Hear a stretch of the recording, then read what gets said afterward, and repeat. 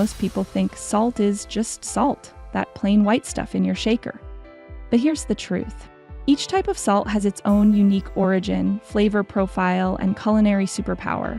Take Himalayan pink salt, for example, mined from ancient seabeds, or hickory smoked salt, which can give your dishes a barbecue flavor without the grill. The point is, the world of salt is way more fascinating than you might think. That's why, in this video, we're breaking down the 4 major types of salt every home cook should know, and more importantly, when to use each one to take your cooking from basic to brilliant. Welcome to Kitchen to Entertain, where effortless entertaining begins. Now, salt isn't just about making food salty, it's actually one of the most powerful tools in your kitchen.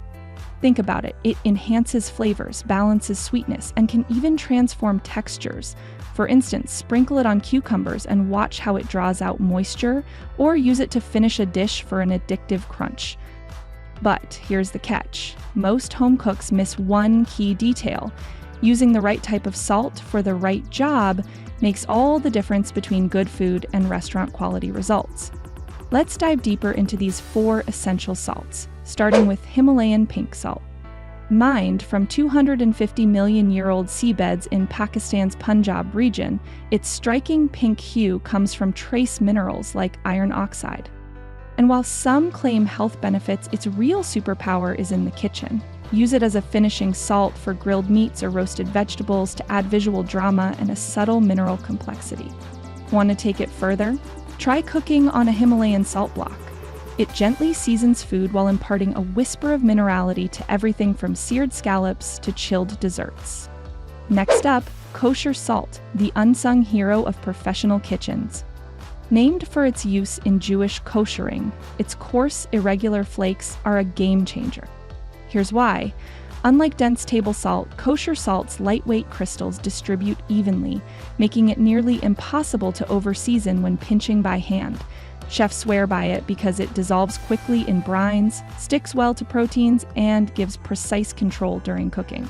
Pro tip, Diamond Crystal and Morton's are the 2 main brands, but note that Morton's is saltier by volume, so adjust accordingly. Bottom line, use it everywhere, seasoning pasta water, curing salmon, or rimming cocktail glasses. For that restaurant quality finish, meet Flaky Sea Salt. Harvested from evaporated seawater, these pyramid-shaped crystals are delicate, crunchy, and dissolve explosively on the tongue. The best part, their low density means big flavor impact without overwhelming saltiness. Try this.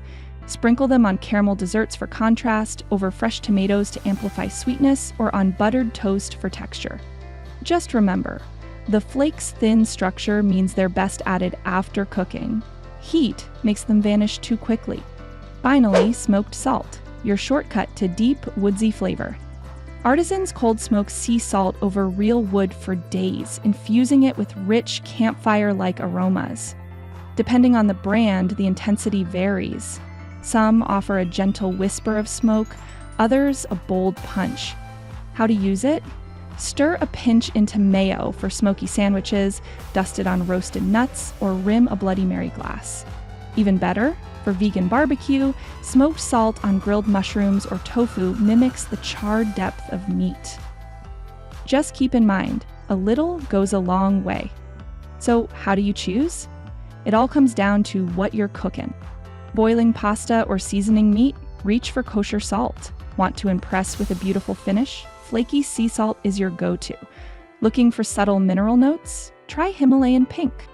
And when you want that smoky depth without firing up the grill, smoked salt works magic on everything from roasted veggies to cocktails.